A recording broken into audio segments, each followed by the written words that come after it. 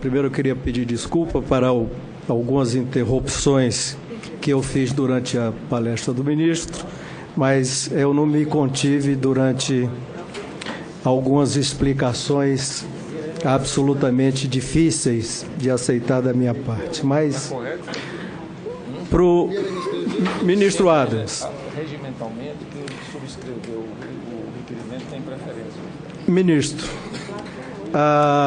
por que em 60 meses, de 2007 a 2012, só houve atraso de repasses em um mês e porque, segundo o TCU, em 2014, de janeiro a agosto, ou seja, durante 9 meses, deixa de ser, Vossa Excelência usou muito o termo eventual. Aqui eu estou falando 9 meses de 2014, o saldo da conta de suprimentos na Caixa Econômica Federal para pagar o Bolsa Família ficou negativo. 9 meses. Vossa Excelência é um grande advogado, brilhante advogado, e com certeza conhece muito mais do que eu a diferença entre o termo eventual, esporádico, a uma coisa que é, na maioria do ano, 8 a 9 meses do ano. Bloquinho e mais bloco aí para isso. Já havia acontecido isso, em alguma época, ficar 8 meses do ano, durante 9 meses do ano, ficou 8 meses negativo. Isso já havia acontecido, porque se não havia acontecido, vai por água abaixo a argumentação, me parece, que isso já aconteceu e passou em branco pelo TCU. Apesar de que eu não aceito muito esse argumento que se já aconteceu, vai acontecer de novo. Quer dizer, se alguém fez o ilícito e ninguém pegou, significa que esse ilícito passa a ser aceito pela sociedade. Então vamos pegar aí o caso do Lava Jato, como muitas coisas foram em 2014, ninguém pegou, nem a auditoria, nem a CVM, ninguém pegou, então continuar a fazê-lo, continuou a ser normal e acabou. Ou seja, parece a teoria do padre Cícero, em Juazeiro do Norte, quando começou a receber os peregrinos que vinham para a região do Juazeiro em busca de sua proteção, e que ele dizia: quem roubou, não roube mais, quem matou, não mata mais. É mais ou menos esse o fundamento jurídico que lhe dá essa argumentação. Essa é a minha pergunta. A outra pergunta: a Caixa Econômica Federal sempre recebeu juros do Tesouro e nunca ficou devedora líquida do Tesouro. E esses procedimentos sempre foram aprovados. O ministro fala que a Caixa Econômica Federal não tinha obrigação de pagar recursos que não foram repassados. Por que quis? O que o ministro está sugerindo? Que os culpados são os dirigentes da Caixa Econômica Federal que não tinham obrigação de fazer um pagamento e o fizeram. Ou seja, estou entendendo que Vossa Senhoria está dizendo que o erro não foi da presidente, o erro foi dos dirigentes da Caixa Econômica Federal. É essa a argumentação que Vossa Excelência colocou. Para o ministro, o atraso de recursos não deveriam ser caracterizados como empréstimos. Segundo o ministro, o mesmo aconteceu no passado e sempre foi aceito. O ministro refuta a ideia do cheque especial, pois a Caixa Econômica Federal, no final do ano, paga juros para o Tesouro. E reforça a tese que a decisão de saque não foi da União, mas da própria Caixa Econômica Federal para pagar benefício. Em uma linguagem mais simples, novamente, o culpado não é a presidente, mas sim o presidente e a diretoria da Caixa Econômica Federal. O senhor acha normal que esses atrasos nos repasses continuem? Essa é a pergunta. Atraso no pagamento de subsídios para os bancos é normal, segundo o ministro. Para ele, muitos desses empréstimos têm carência para o mutuário pagar os empréstimos e, assim, os subsídios não precisam ser pagos todos os anos. Eu acho que há um equívoco. O banco que concede o empréstimo BNDES, o Banco do Brasil, tem que apurar todos os meses a perda com essas operações. O custo de emprestar a uma taxa de juros abaixo de sua captação, se essa perda não for coberta no ano, o banco escreve isso no balanço como crédito a receber do Tesouro. O governo se programou para não pagar essas operações, tanto é que o saldo de restos a pagar da subvenção econômica que pega essas operações passou de 8,7 bilhões em valores de 2015 para 34 bilhões, de 8 bilhões para 34 bilhões. Este saldo, os bancos colocam no ativo como créditos a receber do Tesouro e pagam juros.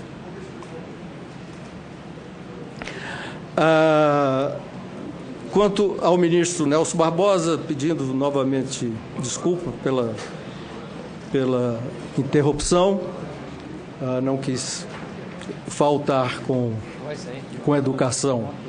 Mas eu fiquei indignado quando Vossa Excelência, não consegui me conter quando Vossa Excelência disse que a situação de 2009 era idêntica à de 2014. Primeiro, Vossa Excelência é um grande economista, conhece a situação da economia brasileira e da economia nacional melhor do que eu. Com certeza já estudou na sua escola, na sua faculdade, crises, origens da crise, dimensão das crises, consequências das crises econômicas.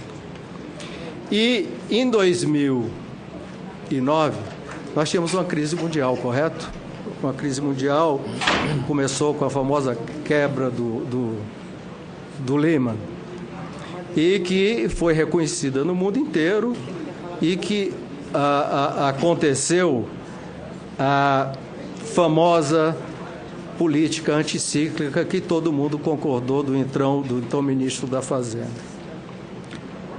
2014, e essa crise atingiu a Europa, Estados Unidos, Ásia, China, todos os países do mundo, e o Brasil, apesar de que o Brasil foi dito que era uma marolinha, nós estamos vendo que essa marolinha virou um tsunami e está vindo até hoje.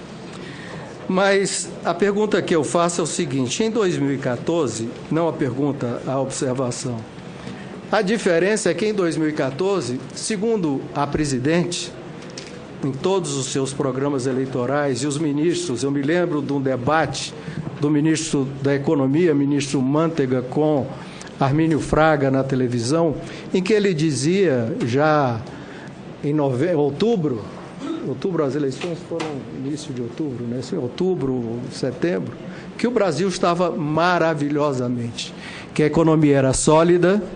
Não sei se o senhor lembra desse debate. Assistiu ou não? Do ministro Mantega? Como? Ouviu falar.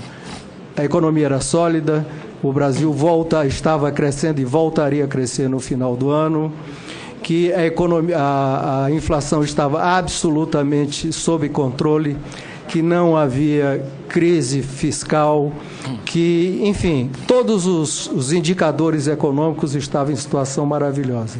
Senador Tasso, por favor, conclua. Não, presidente, eu não posso. Nós não tivemos direito aqui, me permita pedir... Vossa Excelência, eu estou sendo generoso com o tempo com Vossa Excelência, mas estou só pedindo que Vossa Excelência conclua, porque tem vários senadores inscritos. Mas nós temos uma coisa aqui diferente. Nós estamos tendo uma oportunidade de uma defesa de uma acusação que não foi feita.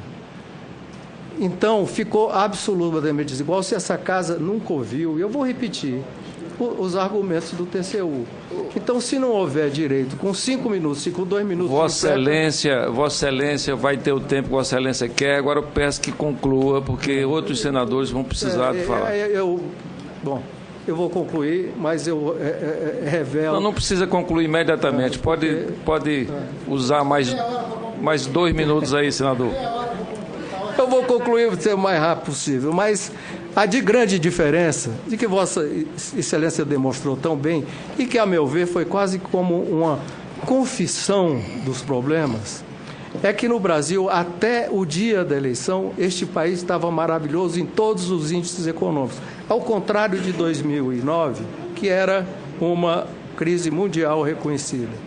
Que só no último trimestre, Vossa Excelência ressaltou várias vezes, tem quadros e gráficos ali extremamente elucidativos. Só no último trimestre deste ano é que a crise começou. Nenhum dos grandes economistas, eu acho que Vossa Excelência já não fazia parte do governo, se não me engano, você estava no governo ainda, e pelo que eu li nos jornais, não sei se é verdade, mas eu li dos jornais que Vossa Excelência saiu do governo por discrepar da maquiagem fiscal que houvera no passado, numa discussão, não sei se é verdade, mas, enfim, todos os economistas do governo não tinham percebido qualquer sinal, apesar de todas as curvas já estarem descendentes desde o início do primeiro trimestre, tinha percebido que nós estávamos à beira de uma crise e que tiveram várias medidas extraordinárias e às vezes até fora do normal ou fora da regularidade tiveram que ser tomadas em função da crise. O senhor falou em responsabilidade fiscal, mas responsabilidade com a economia, não desestabilizar a economia e uma série de outros adjetivos que eu entendo, mas eu não entendo que só no quarto trimestre essas medidas extraordinárias e às vezes, pelo menos pelo que a gente lê no TCU, beirando a irregularidade, tiveram que ser tomadas. Isto é quase que uma confissão, ministro, não sei se é confissão, porque Vossa Excelência não estava no governo, que realmente o país foi sendo enganado durante o ano inteiro de que havia superávit fiscal, de que havia superávit primário, de que não havia problema inflacionário, que o PIB estava crescendo e que toda essa preparação, inclusive esses empréstimos por 8 meses, que eu chamo de empréstimos, esses saldos negativos por tanto tempo se repetiam, todos esses faziam parte de uma camuflagem que foi feita para que o Brasil não percebesse o que estava acontecendo. E apenas uma pergunta para encerrar, rapidinho, ministro. Meta fiscal deste ano, superávit primário deste ano, é 1,2 ou 0,6?